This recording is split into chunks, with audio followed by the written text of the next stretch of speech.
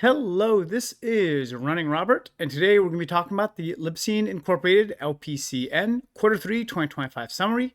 Today is the 10th of November 2025, and their quarterly report came out late last week, so we're going to be looking at the bullish and the bearish parts of it and going from there.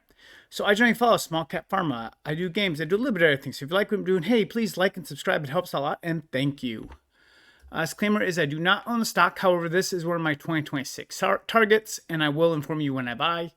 I'm an amateur investor, and any advice given should be followed up by your own due diligence, and any information given is valid for today, the 10th of November, and the slideshow will not be updated. But as always, new news, new slideshow. So let's go over the report and go over a little summary of it. So in the report, they highlighted 3 drugs, but we're only going to talk about one, and that is their phase 3 LPCN 1154 for postpartum depression. That is what's moving forward. That is what we're betting on and kind of going with that. They have several other drugs in the pipeline, which they just don't have the cash to move forward. So getting this drug to approval state and money is going to help everything else. They do have one approved product, but they get minimum revenues. I think they're a little over 100,000 last quarter, so nothing to even write home about. Company has 15 million in cash and reported a net loss of 3.2 million. So the company has a phase 3 trial being completed, has it being completed top-line data in the second quarter of 2026, which is 3 quarters away at worst. So the company should have 6 million by the end of quarter 2, 2026. And so again, our point is we're looking to get to data before we need cash, and that looks like it's going to happen. So why am I still here? It is right now for LPCN 1154. So it would definitely be a best-in-class drug. There's not many drugs out there for PPD. It'd be a best-in-class because it's a pill, doesn't need to be titrated, and it's safe. And has quick treatment with fast onset time. So it should become probably the standard of treatment. The Biogen drug, zuranolone or Zurzuvae, is starting to pick up sales. So they had 27.7 million in quarter 1, and then they were able to get 46 million in quarter 2, 55 million in quarter 3. So you can all of a sudden see, you know, when we were looking at this last year, we didn't even know if there was $100 million product here. But now that it has gotten into it, we're in good shape. It's also mentioned in the corporate presentation, which is really funny, that they estimate 1.2 billion in sales by 2033. So that is really nice. We are a $15 million market cap company, and we could be up there fighting with for 1.2 bill. And the cost a little under 16,000. That's just a good little piece of information to know about how sales are going to go in. So what is coming up? So LPCN 1154, November, they're going to have a safety readout. I don't anticipate any problems. And then, of course, top-line data, quarter 2, 2026. Again, I believe it's superior because it's pill, not an injection.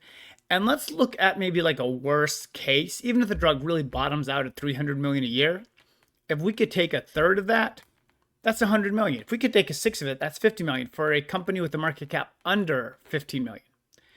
Now, I will preface this, that is going to be a while for sales. So if you were in this for the long haul, we have seen the companies I follow that have hospital sales, like this one, like Humacyte, like they take forever to get going in the hospital. It's not like you can just prescribe it out. So there's a lot of stuff they have to do before it to get it into the thing and then kind of go from there. So, however, this play is pretty easy. So unless something happens to the stock market in general, and that is like something beyond my control, I don't believe the company is going to be sitting at $15 million market cap in quarter 2, 2026. My plan is simple. I'm going to buy, and then I would sell half at 100%.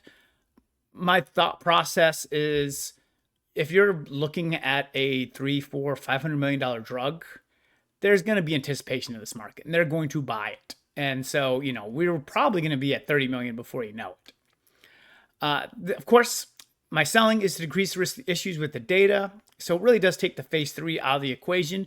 It is a budgeted, which means it's a smaller phase 3. So we are not, you know, the results might be positive, but just not seen in the with the amount of people they have. So I've used this type of play for Elite, which now I'm up like 1,600%. Gauss, which I'm up 166, and Eno, which is still up 58. Now, again, all of those companies, I took out my original investment back, and so I am just free rolling here. And then this also is going with the flip side of SKYE. We took our 100% profits. We bought it at 2, sold it at 4, 4.5, and then the data was poor. And we got out about what we bought in for, a little bit less, but overall, the process was completely profitable. So maybe not as profitable as I liked it, but again, if you're not losing money, you're pretty happy. So we're not looking to moonshot. And this is something, if you are that kind of investor and you want to YOLO, this is a decent company to try, as there's still a lot of issues to be ironed out before we can get approval. We could, before, again, this goes back to us getting above that 30 million in market cap, we could see 1 to 2 more positive quarters of growth from the Biogen drug. And if they can continue on their current track and be at like 70, 80 a quarter, again, it makes it look like the market is definitely there, and that is going to help us. So hopefully this gave you some good information. Thank you very much for watching and listening, and I hope you have a wonderful day.